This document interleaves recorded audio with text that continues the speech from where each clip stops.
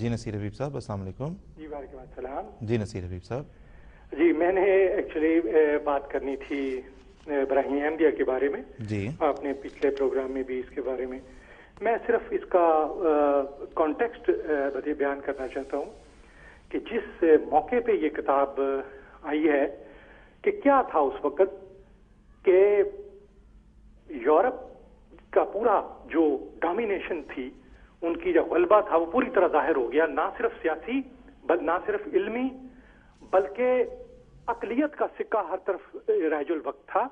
اور اب یہ یورپ کا یہ جو کلچر تھا یہ کہہ رہا تھا کہ اب ہماری ٹرم پہ کوئی تہذیب زندہ رہے گی تو جو ٹرم ہم بتائیں گے اس تہذیب اس ٹرموں پہ زندہ رہے گی، ہماری شرائط پہ تم زندہ رہو گے اور کوئی نہیں۔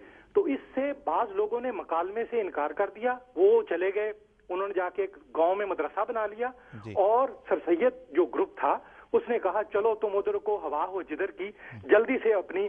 چنانچہ ہم دیکھتے ہیں کہ جو ڈسکورس میں رپچر، ہماری روایت میں جو رپچر پیدا ہوا ہے وہ مغرب کی روایت میں یہ رپچر پیدا نہیں ہوا تھا اتنا بڑا۔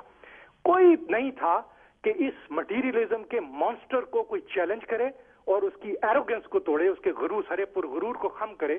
یہ حضرت صاحب تھے، وہ باہر آئے، اور یہ براہین احمدیہ جو کتاب اس وقت آئی ہے وہ مشرق کی اندھیری رات میں جیسے ید بیضا شانہ بام پہ دمک اٹھا ہو ایسے نکلی ہے۔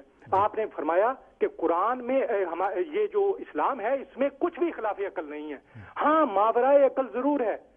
تو زمانہ یہ مانگتا تھا اگر ماورائے عقل ہے تو اس کا پروف کیا ہے، ڈیمانسٹریٹو پروف دو، کیونکہ زمانہ تو ثبوت مانگتا تھا۔ تو آپ نے کہا میرے پاس آ جاؤ، رہو، میں تمہیں خدا خدا کے ثبوت دوں گا۔ لہذا انہوں نے عقلی لحاظ سے بھی اور روحانی لحاظ سے بھی اس براہین احمدیہ کے ذریعے وہ اپنا غلبہ ثابت کر دیا۔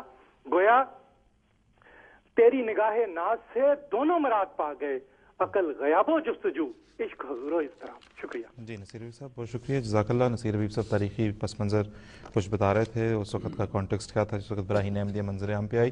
نصیر حبیب صاحب تاریخ کے لیکچرر ہیں، اس لحاظ سے نظر ہے ان کی تاریخ پر، اس حوالے سے وہ بات کر رہے تھے۔